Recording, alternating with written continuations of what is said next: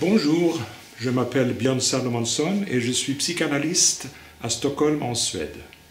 Avec ma femme, elle est aussi psychanalyste, Maj-Lis Winberg Salomonsson, nous avons écrit un livre sur la psychanalyse d'enfants. Mais c'est un livre qui est écrit pour le grand public. D'origine, il s'appelait « L'être d'enfant », l'être dans le sens de l'existence de l'enfant, mais aussi l'être dans le sens des lettres, les correspondances entre un enfant et un de nous.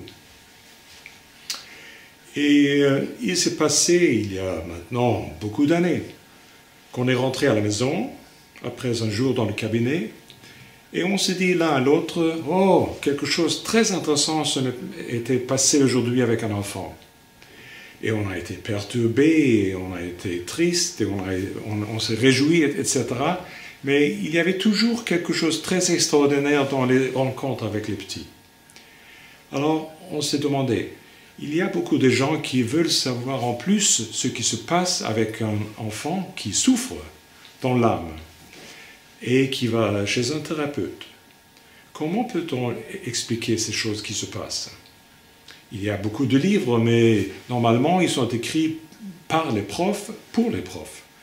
Mais nous avons voulu écrire quelque chose de différent, un livre qui peut être lu par des profs, par des parents, par des grands-parents, mais naturellement aussi par des thérapeutes. Et voilà, un jour, vraiment, tout d'un coup comme ça, nous avons trouvé une solution. Nous avons écrit un livre qui consiste de 15 chapitres. Les premiers 14 chapitres, ce sont des petits chapitres qui consistent en un échange de lettres d'un enfant à moi et de moi à l'enfant, ou avec ma femme. Si je vous dis qu'un de ces enfants a 2 ans, vous vous demandez, mais alors elle ne peut pas écrire? Évidemment non. Ces lettres sont naturellement écrites par nous, c'est évident. Mais les lettres sont notre effort de faire visualiser et de faire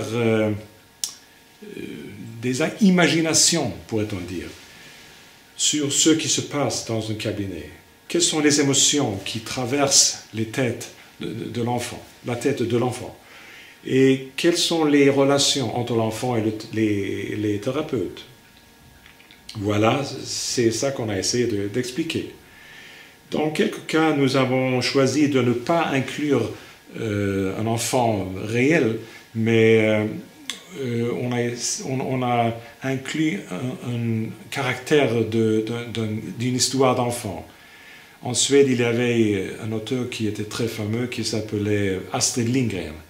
Et voilà, on a choisi quelques caractères qu'elle a décrits. Et il existe même un chapitre sur le caractère de Moïse, le caractère biblique, qui était très intéressant. Ce n'est que vers la fin du livre qu'on trouve un chapitre qui contient des explications théoriques pour qu'on puisse trouver, peut-être, maintenant je sais un peu mieux qu'est-ce que c'est le transfert, par exemple.